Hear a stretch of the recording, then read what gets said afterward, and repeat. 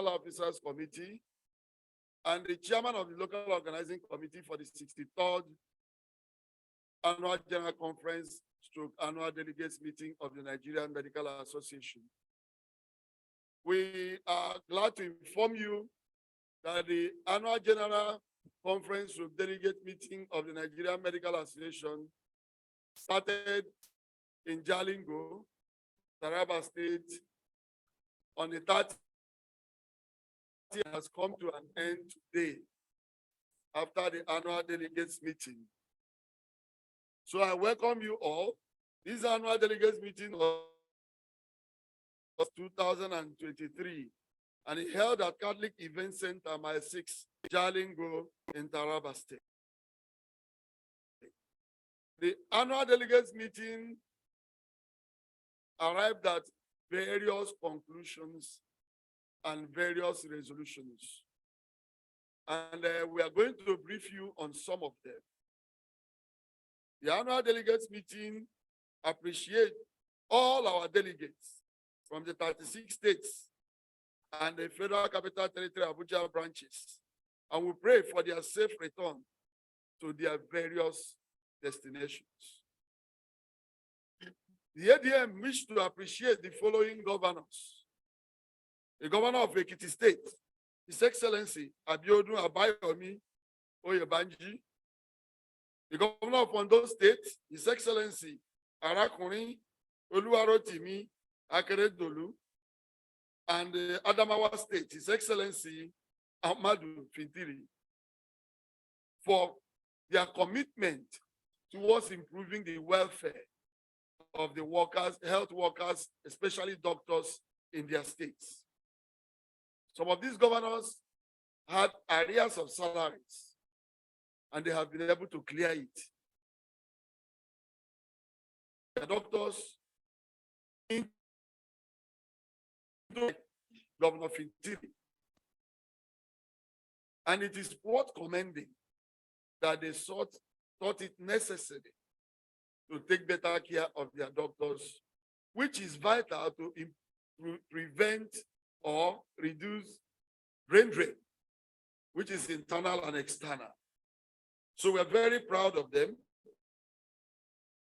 Also call on them not to rest on their oars, but to continue.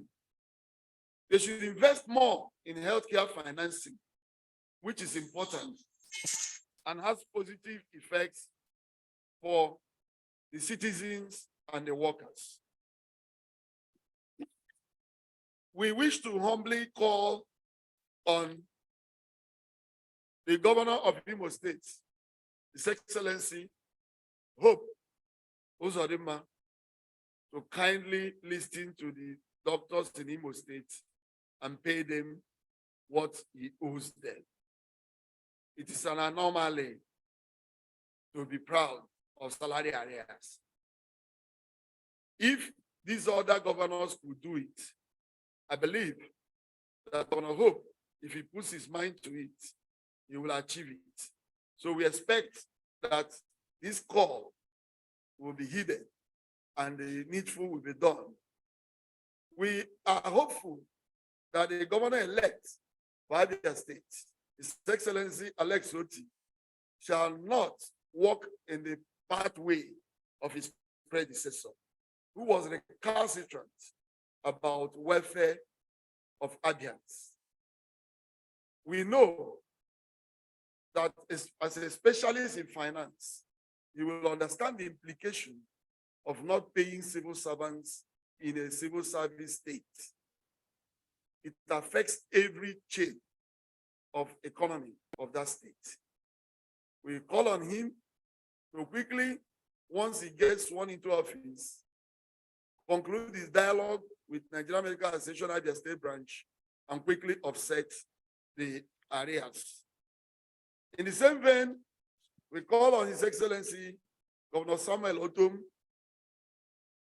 to remember that leaving behind 8-month salary arrears of our doctors will be a terrible legacy. He should conclude his tenure on a high by offsetting these arrears. And I know that NMA will be grateful to him for it. NEC calls on federal government to make sure that they do not betray the trust Nigerian Medical Association has reposed in them as it pertains to review of the consolidated medical salary structure.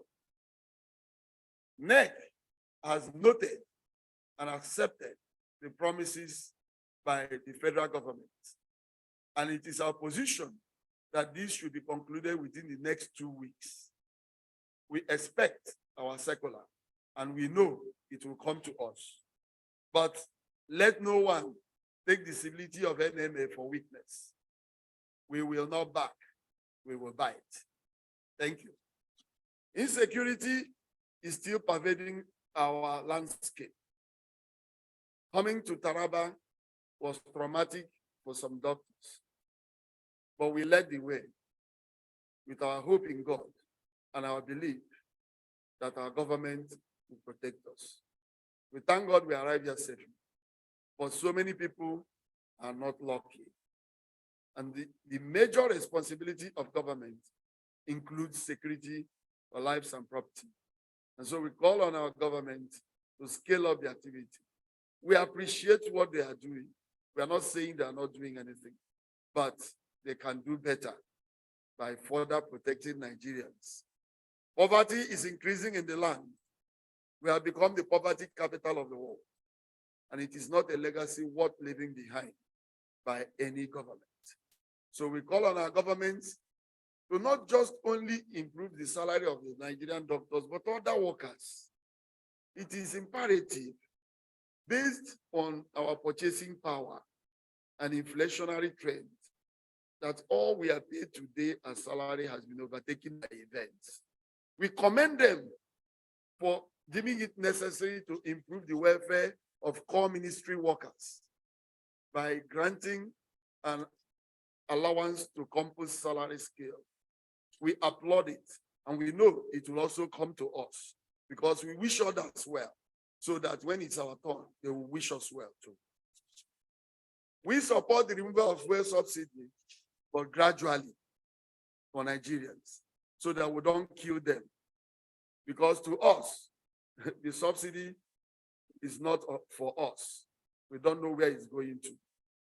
But we also use this same opportunity to call for a proper program for cushioning the impact on Nigerians, not just borrowing a little money to spread among the few people they know, but there should be policy issues developed to save Nigerians from harsh realities of increased costs of purchase of petroleum products.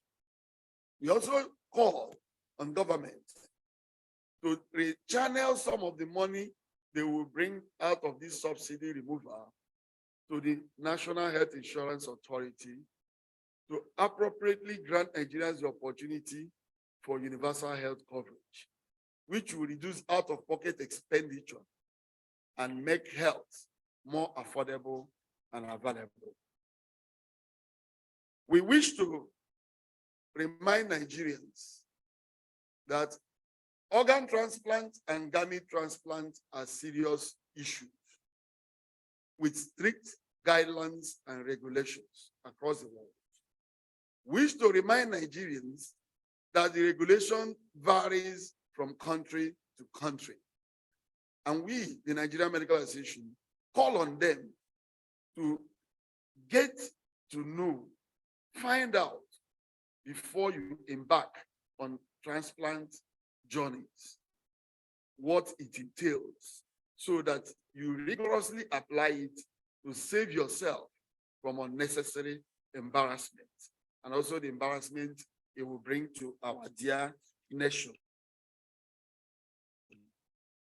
We call on the World Health Assembly that will convene next week to deal with the issue of pandemic treaty, to do a good job on Article 12 of the pandemic treaty on the role of health workers, the health workforce. We believe is very shallow. And so the Nigerian Medical Association, arising from the ADM, calls for them to write into that article issues that will protect the well-being of the workers, their rights and privileges, their safety, and improve their working condition. Because every worker deserves protection. Before we close, we wish and the people of Taraba State well. We also wish to say that we pray for the progress of His Excellency Didi Shako. For my own good, I use Didi, so I don't use the wrong words. Now, he has improved the salary of doctors in Taraba State, but we are pleading for him to complete the good work he has started. We thank the local organizing committee, we thank our members in Taraba State, and it is our position that they have done well. All those that came for the opening ceremony, the traditional ruler of Wokari, His Excellency, the Speaker of the Taraba State House of Assembly, our own, the Commissioner for Health, Dr. Innocent Bakai, our own, the Permanent Secretary for Internal Affairs, Dr. Ahmed Kara, and so many others, doctors that came that day and other guests. We appreciate you all. We thank the press for the coverage thus far, and we pray that you continue to remember NMA positively in your write-ups. God bless you, God bless Nigeria, and God bless the Federal Republic. Thank you, please. Let's appreciate the president.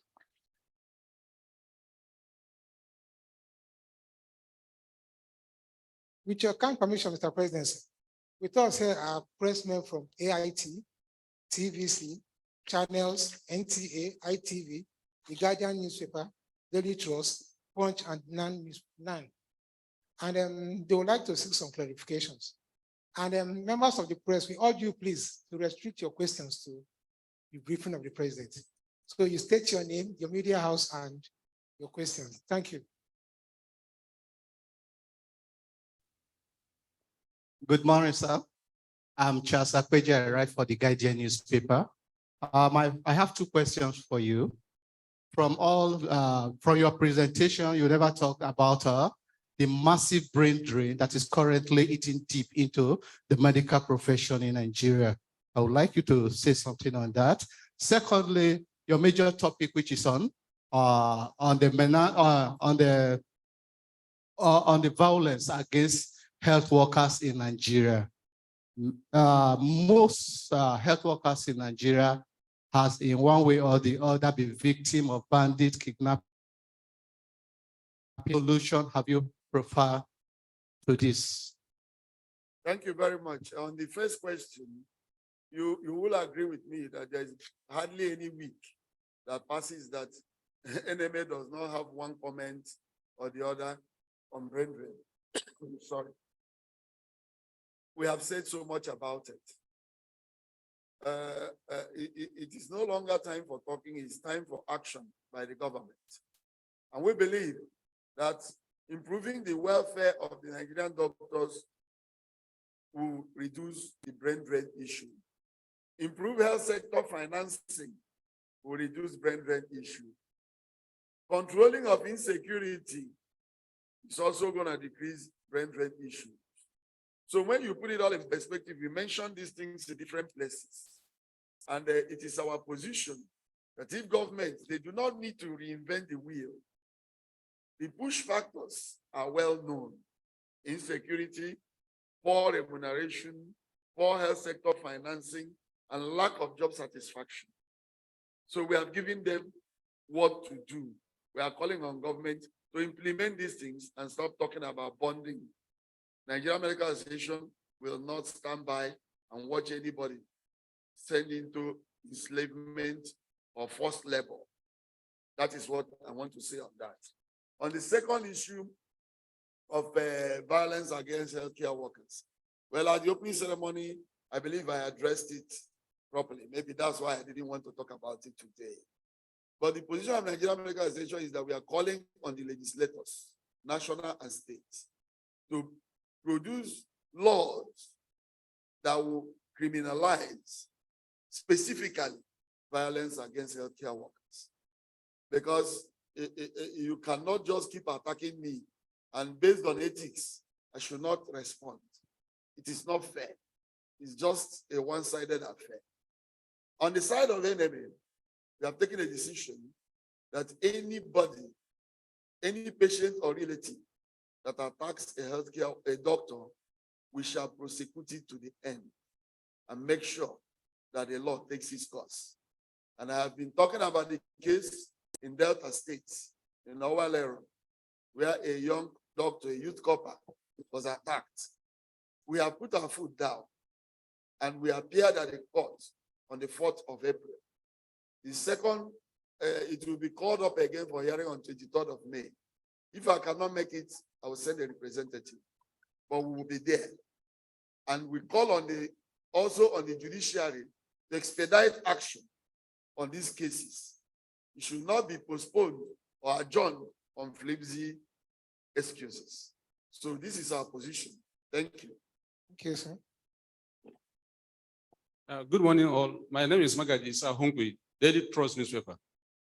The issue of brain drain is a big problem in this country. It affected all the other professions in this country.